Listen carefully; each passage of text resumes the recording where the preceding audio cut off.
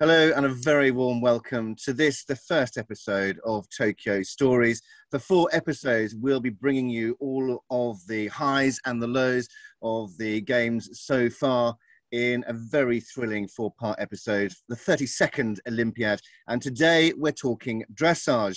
Team and individual, the medals have already been decided, and I am delighted to be joined for the first episode of Tokyo Stories by none other than former 2-time Olympian, a lady that's been on the World Equestrian Games teams. She's also ridden on the World Cup Series.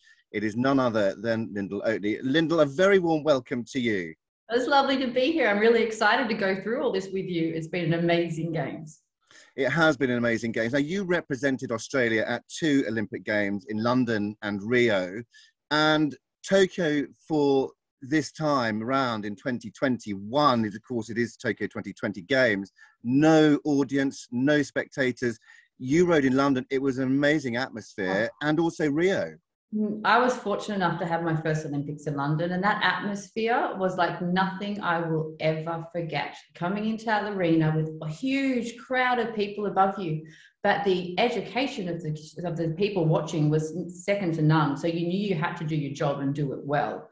Now it's a different story. Again, Rio was a little bit quieter, but now this is a whole different story in Corona times. We have an amazing facility in Tokyo, beautifully set up. I thought it was a beauty to watch on the screen, but there's no people there. And it's a different thing. It's a whole different learning game for the riders and the horses to prepare to be in such a huge arena.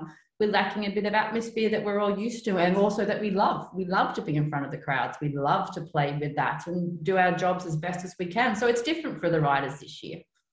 And also for the horses, I suppose, because atmosphere is absorbed by the crowds. If you drop a piece of paper, it sounds like you're dropping a brick. There would have been a lot of bricks then, I think. And also even simple things like the movement of the cameras in the flowers, anything like that, a small appraisal from your rider, you'll hear all that more than you normally would on broadcast and there. So it's a different ballgame. Tokyo 2020, it is unique. It's going to be different. We knew it was going to be different. How are you enjoying the games so far? Oh, I'm obsessed with it. It's been really interesting to sit here and watch. I have really actively involved in that. So many people that I love and care for are over there right now.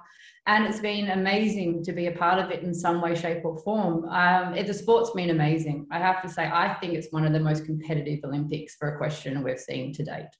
It's been great viewing from start to finish. A new format. We'll talk about that in a second. But Patrick Kittle, your husband, Yeah. You also are a new mummy as well. She's coming up 3 in October. I can't believe that. Horrifyingly fast. Obsessed with riding. A total demon. We're in trouble. That kid knows what she wants and she's directly after it. So yeah, watch this space. Now, the new format, it was new for this games. And did you enjoy it? I actually personally thought it was brilliant. But what did you think? I actually loved it too. I thought that the spontaneity of the way the draw was made in the first 2 for the Grand Prix made it more interesting. You were on your seat for that first rider till the last. And I think that makes it more interesting viewing, but more interesting competing as well. And to watch, I think the whole thing with that was amazing. Perhaps the only thing would be, I think the hour between the special to make that last group, that last heat, an hour is a long time. And I think a lot of people struggled with that, lost a little bit of interest. But I think the overall theory, amazing. Figure out how to make that hour shorter, and I think it's on a winner. Yeah, I couldn't agree more with you. It's tough. And also, I think what was really tough for a lot of the riders and the horses were the conditions, because they were riding late on in the evening, because that was the coolest part of the day for them. But the weather and the temperature also had a massive effect. Oh, you can see some of the power go from some of those combinations on the second day, but especially the special. I thought that some of the horses that perhaps showed so brilliantly in the Grand Prix just lacked their luster a little bit on the special. And it is hot. It must be very hard to compete in that and stay with your warm-up included to keep your horse at top peak as you enter that arena. And I think a lot of people excel brilliantly at that, but it plays an effect on how you perform and where you end up on the day. Well, the defending champions were Germany coming into the Tokyo Games, and with world number 1, 2 and 3 in the team, they were pretty much unbeatable from the get-go. But it was still a very tough competition. I think we always knew they're an amazing three competitors and combinations. The horses are in good form. Their riders are impeccably experienced. These girls were not going to throw a point away unless it really had to happen.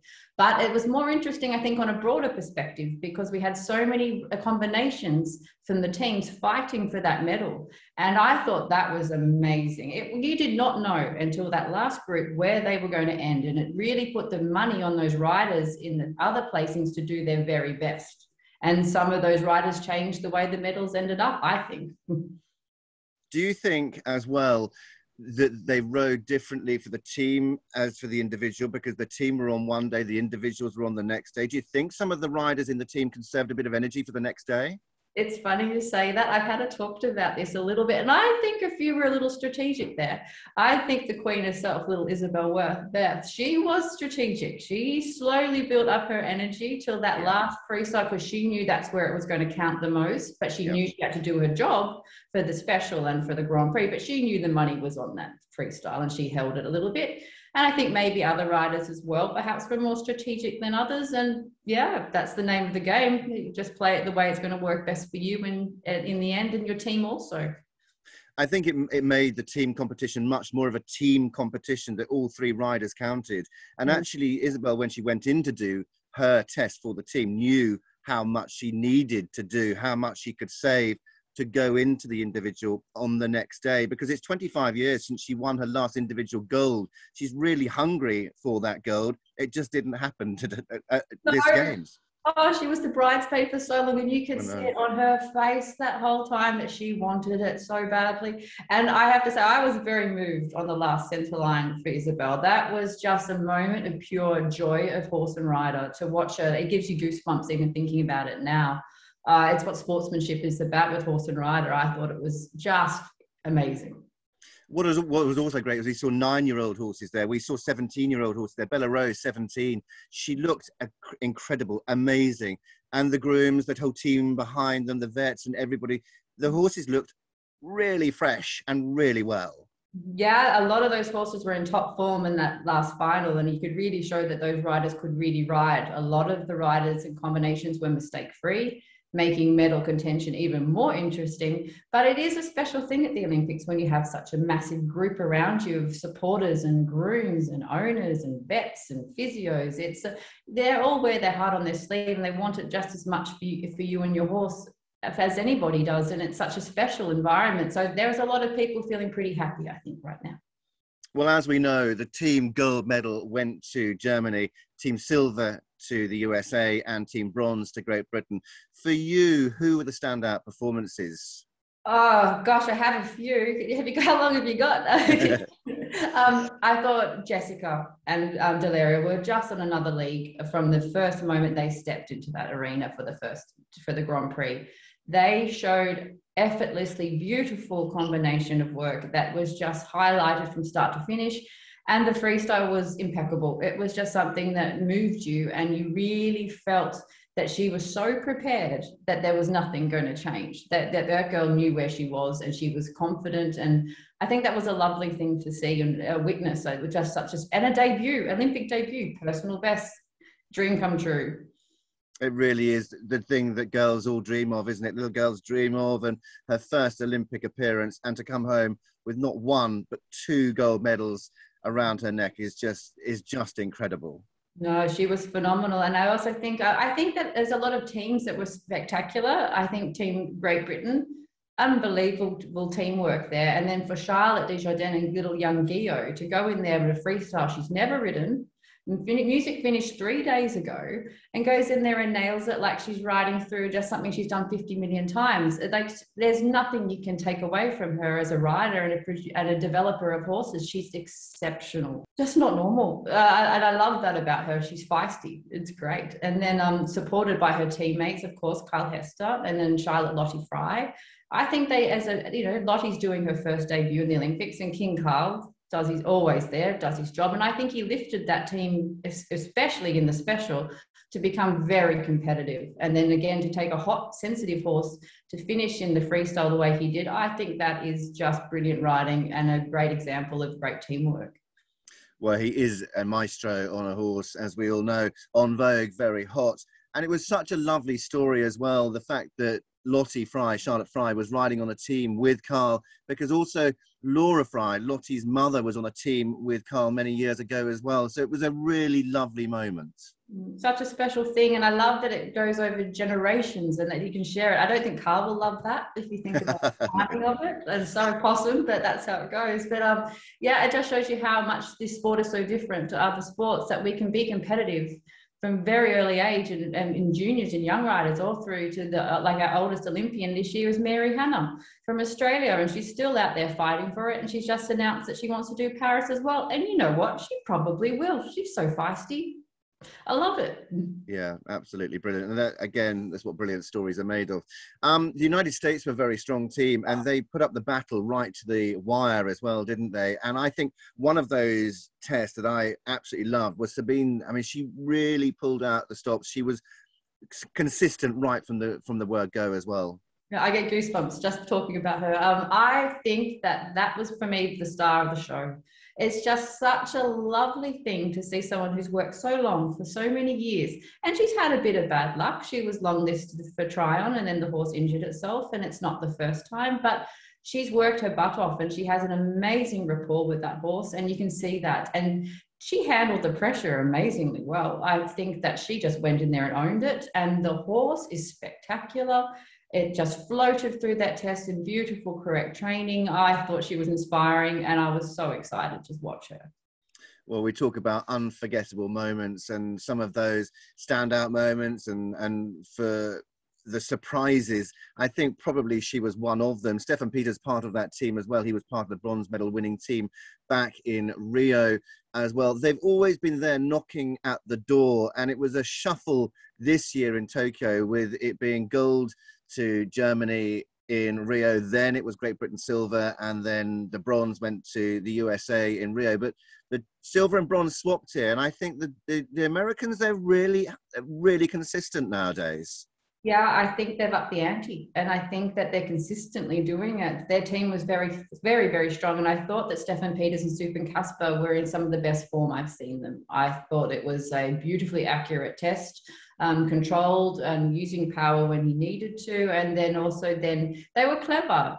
They knew who they needed for the team, and Adrian Lyle, the Silvano, they managed to make that work for the special. And they said, okay, we got our medal. This is what we needed to do. And then they chose not to start her for the freestyle. It's a tactic. It worked. They knew what they wanted. Kudos. Clever riding, clever training, clever management.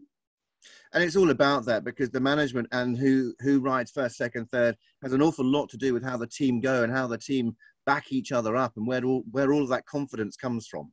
And I think that's what's so very special when you see the footage of when everybody comes out of the arena. I love the kiss and cry. Sometimes it can be really embarrassing when you're in it and see your face up close and personal in a moment of whatever is going on. But to watch everybody feel so passionately about it, all the other team members, and then you come out and see their responses when they get the scores. Like Charlotte Desjardins, with Guillaume coming out from the freestyle, pure honest excitement. Oh my goodness, you just want to go up and give her a big bear hug. It's just honest, awesome support, and I love that. The training that these horses get is phenomenal. The care that these horses get was incredible in Rio. We've got a lot to look forward to for the future. The future of dressage is certainly bright, and that from London and moving forwards, it's getting better and better. The standard is getting higher and higher every year. What for you were the standout moments for Tokyo this year from either the team or the individual? Okay, well, I honestly think that, of course, then Jessica Mombrado-Bendel was absolutely phenomenal from the beginning. That was an individual standout. And then the final centre line, Isabel, standout for me as well. Also, now that she's retiring her, that's her last centre line. I think that's huge and well-timed. Sabine again and Senseo were fantastic, and then the team efforts from the British team and also for the Americans, for me, were very much a standout. But there are also amazing individual performances, I think, that perhaps aren't showing what they will yet. But I think, like you said before, something for the future. And I think that horses such as Guillaume, and also then for Carl and Vogue, but also for the younger, really young and experienced ones like Edward Gall, with this another Tortillas youngster coming along, that horse shows unlimited potential. It's just so green, and he's, you know, he also had never done a freestyle before, and well, he's done one. I lie, but he's done one, I think. But exceptional ability for the future, and so exciting to watch all these different types of horses. For me, I think that really stood out this year. We had longer mares, we had short, compact, smaller horses, we had big horses, we have it was really interesting, I think, to say that you can see every different horse has its strengths and weaknesses, and those riders working on those in the arena, just to show that it doesn't have to be a stereotypical, what we think maybe in the past was the right thing. There is no right thing anymore in type of horse. It's just what works for you and what you have as a relationship with that horse. I think they made a very good point there. You look at the likes of Dalera, who is a very big, quite a long mare, and then you go to Geo Pumpkin, as he's known to his little stable mates at home, tiny little compact horse, and the variation in horses, and it's just the way they're trained and the way that they're produced, and that is testament to these riders, because they make these horses dance. And my goodness me, we are moving forwards very much. You mentioned then Total Us with Edward Yes. Gull. I thought he looked superb. I think one of the youngest in the field as well. But let's not forget Catherine Dufour as well, because she was just outside the medals. Oh, and she's had such a build up into this Olympics, and she's such a competitive, constantly on the form rider. I have so much time and respect for her. She's a great girl. And she didn't have the best of luck leading up to the Olympics. She had a bit of a problem in Compiègne, and then she rebooted herself, went home, got a mental coach, worked on it, went into that arena. And I have to say that was a moment of pure joy for me, to see someone who's worked so hard and loves her horse, to see her produce such a great Grand Prix. And then the special was a little bit off maybe for her. I think she would have liked a little bit more. And then to go in and do a brand new freestyle to Les Miserables, and then to be so close to the medals. And it's a force for the future, like you said. And she's an exceptionally capable, experienced rider. So we have so many new combinations to look forward to. Yeah, we really do. And that is what makes the sport so exciting. It's such a shame that you're not there. You've got some really nice young horses coming up, though. I've seen that you've been out on the circuit. You're back out competing. It's so good that you're out there. Oh, I love competing. I tell you, it wasn't an easy decision to pull out of my contention for Tokyo this year, as I have probably the best horses I've ever had. One specifically with my mare, Elvive. I had great scores coming in, but I just couldn't trust. I couldn't do my job the way I would want to do for my team and my country or my horse, after only doing a hand 3 tops Grand Prix before heading to Tokyo. So I'm really excited to get back out there again. It's not easy watching everybody. I can imagine. I can imagine. It's tough, but I love supporting my friends, and it's great. But yeah, I'm pretty fired up now. I really got to get back out. Well, you're at home in Germany watching all the coverage, and you must be absolutely loving every single moment of it. Oh, it's amazing. I think it's bringing the world together at the moment. In Australia, a lot of the countries in lockdown at the moment, as we've all been through in Europe already. And there's some light at the end of the tunnel for us over here. But it's just, we've missed out on shows. We've missed out on socializing. We've missed out on everything that brings our sport and community together. And so to finally have Tokyo here, go ahead, everybody's there. And we're all sitting here watching and enjoying it, having these conversations. I think it's great for the sport. It's great for our equestrian community. And I think it's a little glimmer of hope of what's coming ahead. It really is. Well, it's been an absolute pleasure talking to you. We hope that Paris is calling Lyndal Oatley for Australia in just 3 years' time now. We don't have to wait quite so long, but it's been an absolute pleasure joining us here for the first episode of Tokyo Stories. What to watch out for next week on the programme? Well, it's eventing, and the defending champions, France, are back to defend their title. It is also Michael Jung for the individual title. Will he hold on to 3 back-to-back victories? We will find out when those medals are decided on Monday. We will bring you all the news later on in the week. Show jumping, voice of show jumping, Phil Ghazala will be joining us, as well as a very special guest. And to find out who that will be, why don't you tune in next week? But for now, to Lyndal Oatley, thank you very much, Lyndal. Yeah, lovely being a part of it. Lovely to see you. I hope you've enjoyed listening to us for Tokyo Stories. Join us next week. Thank you for watching. Goodbye.